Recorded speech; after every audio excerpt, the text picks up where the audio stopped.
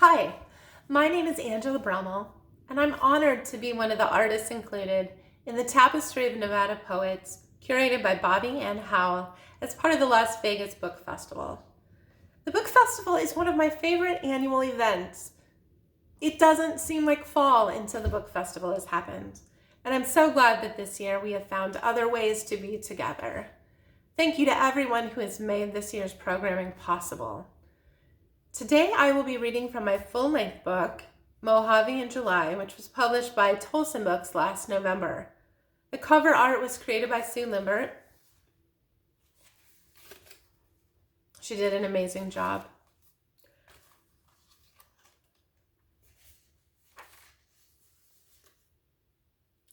Now that I think about it, the Book Festival was one of the first places where I read some of my poetry.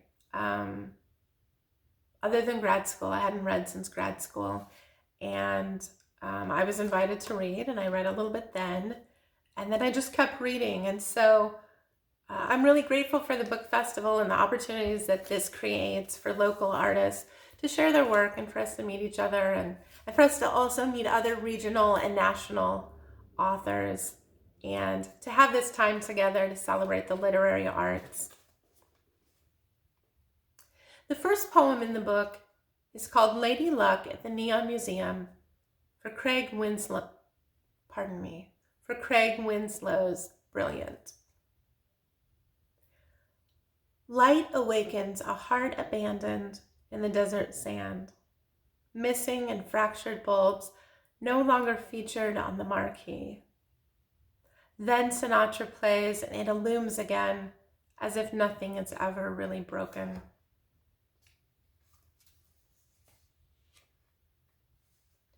The second poem in the book is really the first book poem. The whole book came out after I wrote this one. It was very unlike everything else I'd written. Up to this point, I'd been doing a lot of nature work. I had done some stuff about film, but then I started taking stories that my grandmother had told me and turning them into poetry. And some of them made it into the book. Some of them I'm still saving. But my book is actually dedicated to my grandmother, who passed away in May of 2016. And I had written this book in honor of her stories, but to talk about the bits and pieces that I kind of put together as a child. And of course, it's the way as a child, everything was so huge to me. And even though my great-grandmother and her sister went on to do other things besides dancing, I was never able to lose that image, and it stuck with me. And I'm so glad I have a place to put it. My grandmother promised that if I was good, a cathedral wedding and a glass-bottomed boat.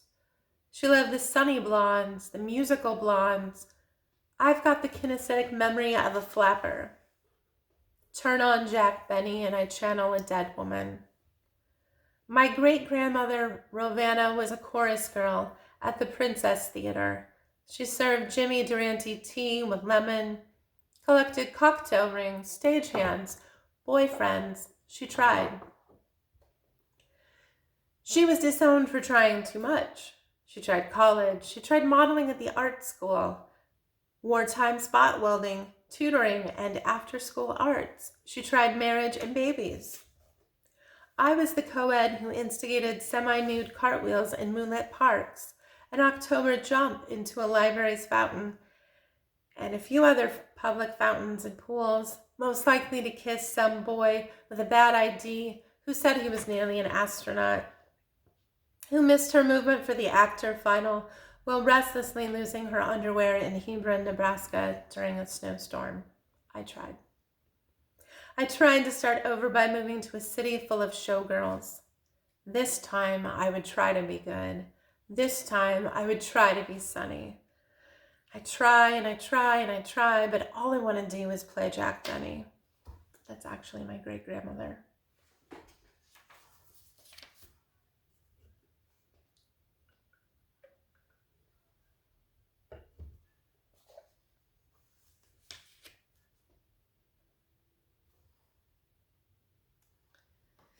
a lot of love poems for today. I think that we probably all really need more love. I think we always need more love poems, regardless of what's happening. At one point when I was in grad school, I said to one of my mentors, the first time I was in grad school for playwriting, I said to one of my creative writing mentors that I wasn't really writing, and I didn't really want to write anymore because I was kind of embarrassed that all I ever wrote were love poems. And he said, "Oh no, Angela, the world always needs more love poems." And I'm so glad he said that, because we do. Honey. Moonlight is honey. 3 a.m. is honey. How my brain took one look at you and said your name is honey. Thick amber goodness in your mouth like bees' legs across the neck. The gentle swarm in spring around the lavender. The way your name is said and all I see is honey. Sun warmed, wildflower and eucalyptus infused, poured across apples, dipped in chocolate, taking on the essence of every word the bee eats. Honey, desert, honey. It tastes like what it loves.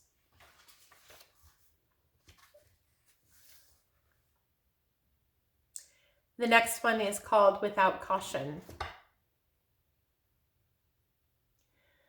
She wants to slow breathe and fog up his skin in cool blues and greens so she can trace promises of kindness to him.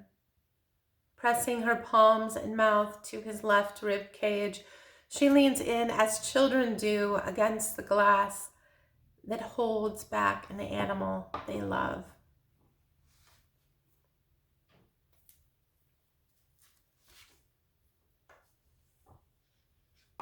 Hold on a second, I'm taking off my bracelet. Okay. Too soon to ask. We still rely too much on the moon, the sound of the tree branches against the house, the night blooming flowers.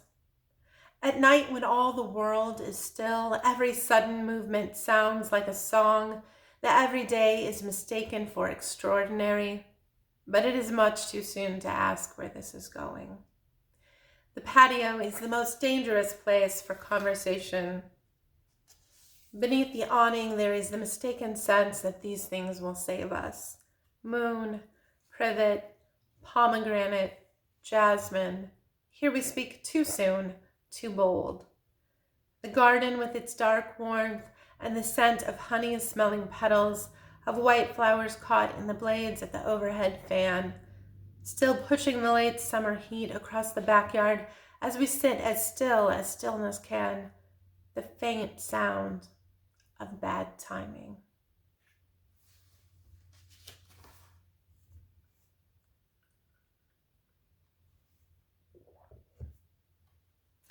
Sometimes I write poems based on things I have recently been dreaming about. And I don't know why, but for some reason, a couple years ago, I had a dream about Godzilla. This one is called Love in the Time of Godzilla.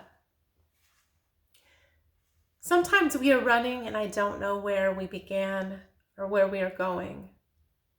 It's just a flash of trees and the cobblestone road of our favorite neighborhood where we first fell in love. We run up sidewalks and struggle with the locked doors and then just keep running as the clouds get lower and the sky turns darker. We are so used to running parallel, like two multicolored ribbons that sometimes flow over and under until they change sides and pick up again. Then we don't even see each other until we pause one moment. Crouched in the peony bushes next to an old stucco house, you say she crushed you. You say the last one really crushed you when she walked away. I can hear the pads of heavy feet cracking the pavement only blocks away. He said nothing else, but his breath smelled of bitter almonds.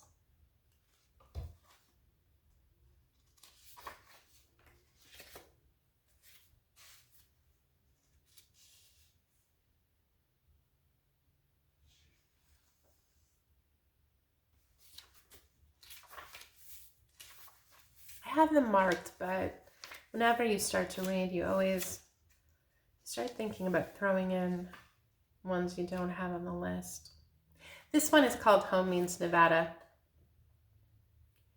You leave home for adventure, but the highway west still knows east. You sing 2,000 miles of Tapestry and blue with a guitar you cannot play. You rename heartache as quest, endless sunshine on your windshield. The darkness of mid-December dims for dreamless sleep in a land of neon.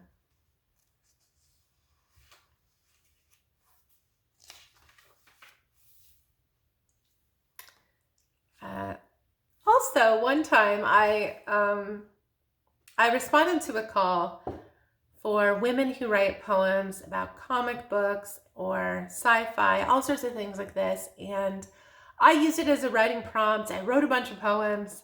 I was accepted into the reading, traveled to LA and got there, and the reading was canceled the same day. So I haven't let all of those poems out, but this one is called Wonder Woman at the Grocery. Last night in the last aisle, trapped between the unbleached recycled toilet paper and the quilted bleached, twice as thick, I wavered back and forth, imagining my ego chicness, then imagining the actual texture of recycled toilet paper for at least 15 minutes when I saw Wonder Woman. Not even pretending to be Diana Prince, she was pushing a cart through household goods at Smith's. I wondered if she ever wakes up and thinks, today is not a good day to face the world in hot pants. But last night, she must have thought, I save the world and I do my own shopping. I watched her reading labels. I wondered if Steve ever did the shopping. I wondered if Superman ever did the shopping. But most of all, I wondered, what's so wonderful about being Wonder Woman?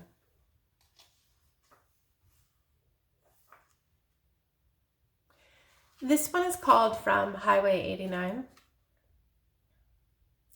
The land looks deceptively soft with pale grasses, but as far as you can see, there is nowhere to rest. Fallen, faded stalks of grasses have baked like unbaled hay. Now you see each blade is a beautiful, brittle illusion of home. Still it sways in the wind. All around is sage, and what you want is wet black dirt and the Kentucky bluegrass smell of lust that rises up from the backyard in June.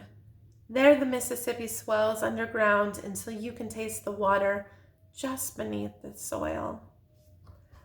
Your hope swings like a divining rod. The desert poppy has thorns.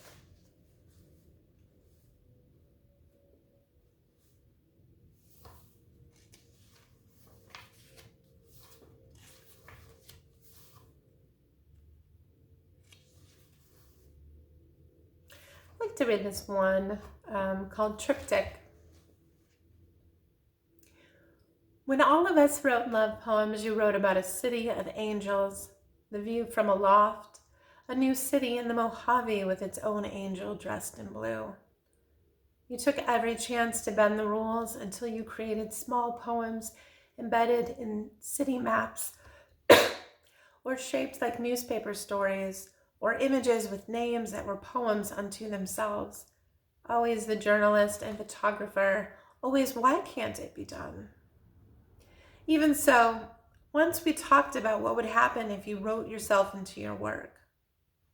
I don't know if you even could, but your poet heart returned to Riverside whenever we talked. Someday when you were less busy, you said, you would write the story of a first kiss in an orange grove. I will write your poem for you. No, I will make a mural, a triptych, and we will paint it in this desert that you loved. The first panel. It will start outside your home as someone in the neighborhood is fixing their car and your favorite music is playing. Your mother is cooking. Your father is near. You were drawing in the living room and everything is still a beginning. The second panel. You find yourself in a grove of oranges under the stars. There is starlight on white blossoms so fragrant you were taken aback by the knowledge of leaving soon. In the distance you see a skyline lit by the same stars, and there is more beauty than you can ever capture with your camera or pen. It's then that you remember the grove. The third panel. When the blossoms take hold, the mural ends with you among the rows of oranges everywhere, spilling to the ground. Such sweet abundance that the fruit on the boughs are too heavy for the trees to keep it all to themselves.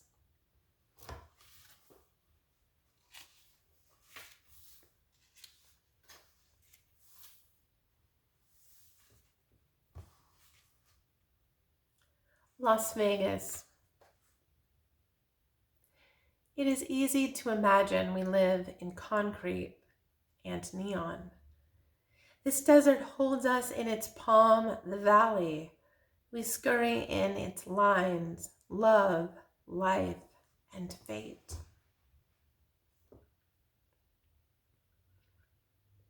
In 2018, I was the inaugural poet of the Red Rock Canyon National Conservation Area's Artist in Residence program. I think I got that mostly right. It's a wonderful program. I encourage all artists of all mediums to apply. It was a wonderful experience, and I got some really great poems out of it. I think I have like 3 poems that are based on my time at Red Rock in the book, but I have some that I'm still working on. And this one is called How to Write a Desert Love Poem. Show up as you want to be loved, fresh-faced at 6 a.m. without a plan, just a willingness to see where this goes. Pack your map, water, lip gloss, and your first aid kit. Nature and love are both endangered. Your earliest dates involved exploring trails. Movies as first dates are for people afraid of talking. Dates on the trails are for people who need to meet each other with all of their senses. In the wild, there is no tomorrow. There is only the sound of wind moving through the brush, sunlight in red rocks, the last of the water. You have always loved the outdoors because only after exhaustion can you hear your heart. So take leave from the city. Walk for hours among the Joshua trees, then ask yourself what really matters before you must return to concrete and neon. This next poem is a reimagining of Catullus's number 7 poem. And so it's almost a line-by-line reimagining where I've taken all the details from Valley of Fire and Nevada. So the name of the poem is Catullus number 7 as her answer from Valley of Fire. How many of my kisses would it take to satisfy you, you ask, as your mouth grazes the back of my knee? As many as the grains of Mojave sand that lie between the basin and range, national parks, and a tiny cabin in Searchlight. In the sun-scorched canyon near the hot springs, and in the fire-kissed valley of the petroglyphs at dusk, or in the discarded clothes in a 2-person tent with instant soup and a game of dirty Yahtzee. As many as these grains of sand dance among the Joshua trees, or as many as the stars, night unmoving, gazing down on this secret desire. As many of your kisses kissed are enough and more for love-drunk me, as can't be counted by X's nor careless word between us.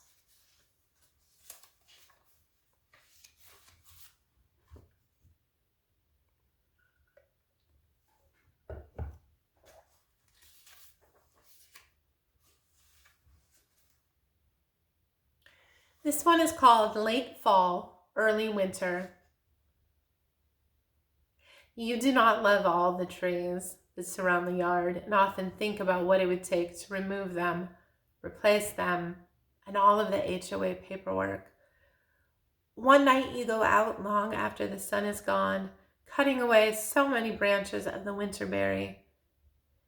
It was not planned. You did not choose it. You cut the branches, shaped the small shrub, trying to imagine what you wanted in its place instead. It will never be an English rose, and with one on each side of the bed, it frames this. Sometimes the life of our own making is not of our own choosing, and yet it is what it is. The winterberry belongs to the birds, and the birds were here first. The evening dove, the quail, the finch, the hummingbird are unconcerned with your understanding that landscaping is a sister art to painting, or that what you dig up at midnight is not secret. Here you are in the middle of the night, digging under a full moon, trying not to think about the berries on the shrub you did not want. Or what if you were wrong?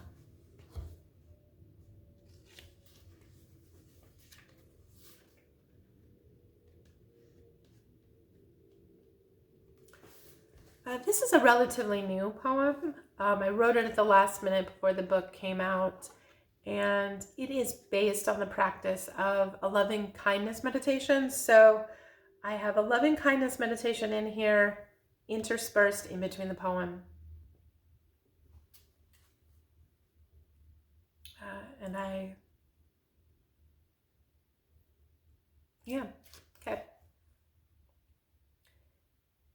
The time it takes to fill or drain a bathtub is just right for the blessing for the day. I lean against the cold tiles and close my eyes, 2 long breaths, then evenly until I feel the air swirl at the bottom of my lungs. May I feel safe. May I feel content. May I feel strong. May I live with ease. Then I turn my thoughts to the man I adore. He is sun-warmed stones and agrimony, kind, in a way that I had feared impossible. I suspect that sometimes what goes unspoken weighs upon him, and even then his silence keeps me near. May you feel safe. May you feel May you feel safe. May you feel content. May you feel strong. May you live with ease. Now I imagine my dear friend who I sat in the belly of the cave with as months turned to a year, then 2 until the darkness of her postpartum and my complicated grief held tight, each giving the other her space to heal, only speaking to ask, more tea? May you feel safe. May you feel content. May you feel strong. May you live with ease. After work, I stop by the store, exhausted, using the cart to hold myself up. I see an elderly man straining on tiptoe to reach a glass jar containing giant white beans and tomato sauce. He reminds me of my grandfather, who passed when I was small. Before I can offer to help, he has them in his hands. We make eye contact when he turns, and I love this stranger. May you feel safe. May you feel content. May you feel strong. May you live at ease. Just like this, we love the world, known and unfamiliar. How we love so hard where we can, wishing to see it at ease.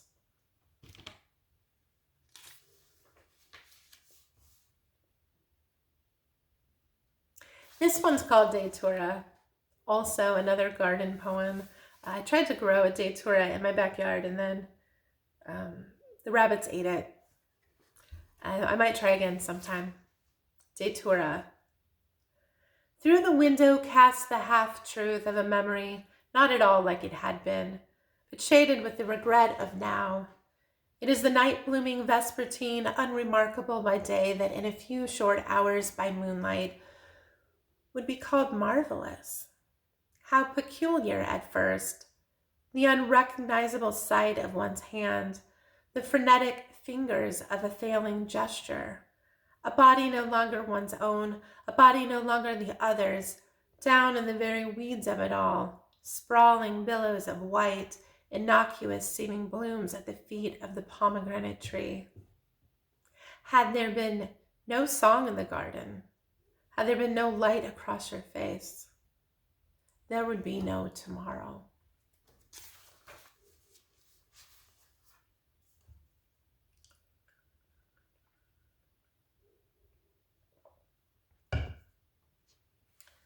There are a number of poems in the book that are based on paintings.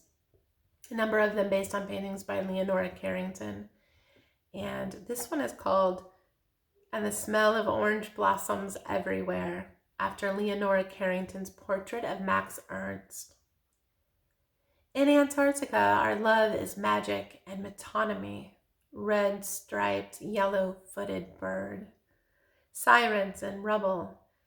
It was an unreasonably cold summer in this memory ball, snow globe of our standing still. Exhale. The white horse. Glitter. I just wanted to read a poem that ends in glitter. I don't advise it, but it's always really fun to say glitter. This one is called Breathless. Never, Ingrid. If he whistled bogey, I whispered Bacall. Put your lips together and blow. Tangerine glow, dreamily disconnected from the subtext, past lights, atomic test sites, pink silk, garter, stockings, head turned sideways, watching Godard, impossibly hard, dialogue, mostly stage business, yes, no, yes, yes, you heart thief.